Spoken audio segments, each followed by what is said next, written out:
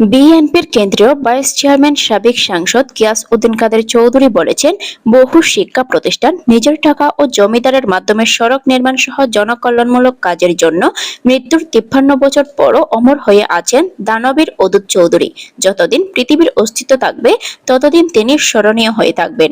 শনিবার 30 নভেম্বর দুপুরে রাউজান উপজেলার নোয়াজিশপুর ইউনিয়নের ফতেনগর ওদদিয়া উচ্চ বিদ্যালয় প্রাঙ্গণে আলহাজ সৈয়দ আব্দুল ওদুদ চৌধুরীর মৃত্যুবার্ষিকী উদযাপন পরিষদ আয়োজিত ওদুদ চৌধুরীর অবদান শীর্ষক আলোচনা সভায় প্রধান অতিথির বক্তব্যে তিনি এসব কথা বলেন। আজকে তার নামে তার স্মৃতিতে একটা বড় আয়োজন।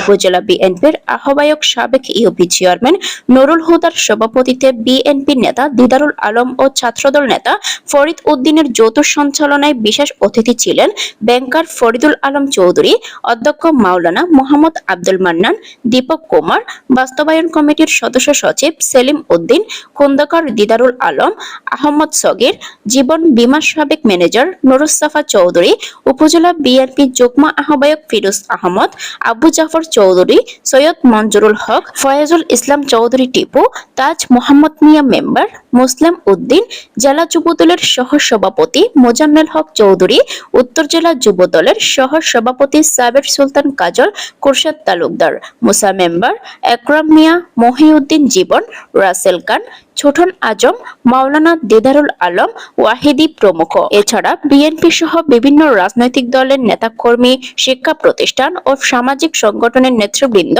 মরহুমের কবরে পুষ্পার্ঘ্য অর্পণ ও জিয়ারত করেন।